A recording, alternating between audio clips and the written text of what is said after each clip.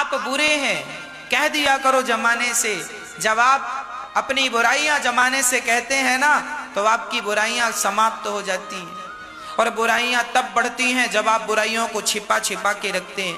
आपने जरा सा पुण्य किया तो पुण्य का डिंडोरा पीटते हैं आप, और पाप किया है तो आप पाप किसी से शेयर नहीं करते, जबकि पुण्य को छिपाना चाहिए और पाप को प्रकट करना चाहिए। जिससे आप प्रकट कर देते हैं वो चीज समाप्त हो जाती है।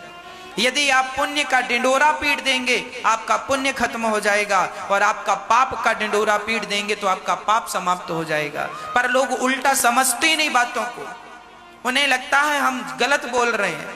अरे सच्ची कह रहे हैं। जो आपके अंदर बुराई है वो सबसे कह दो कि हम में ये बुराई है, खत्म हो जाए। जब व्यक्ति अंदर और बाहर दोनों से एक सा हो जाता है तब मैं उसे हृदय से लगाता हूं। तुम बंदर हो ना तो बंदर के रूप में ही आओ, तुम कामी हो तो कामी ही बनकर मेरे पास आओ।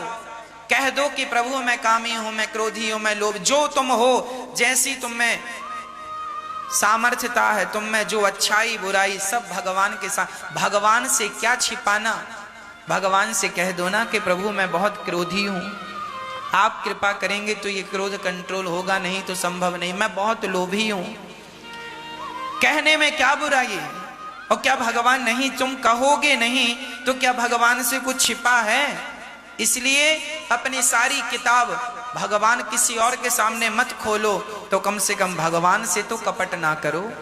गंगा नहाने से भगवान की प्राप्ति होती है, शुद्धि होती है, पर गंगा स्नान करने जाओ तो हाथ में गंगा जल लेकर ये जरूर कहना चाहिए, हे गंगा मैया आपका जल जितना पावन है, आपका जल जितना शुद्ध है, आज से मैं ऐसा संकल्प लेता हूं, ऐसी प्रतिज्ञा करता हूं कि मैं भी अपने मन को आपके जल की तरह शुद्ध करूंगा, निर्मल करूंगा।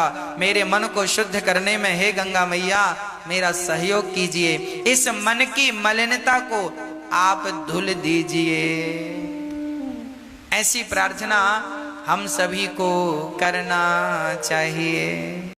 वृंदावन जाऊंगी सखी, वृंदावन जाऊंगी है। कौन कौन जाना चाहता है तो कहो जरा।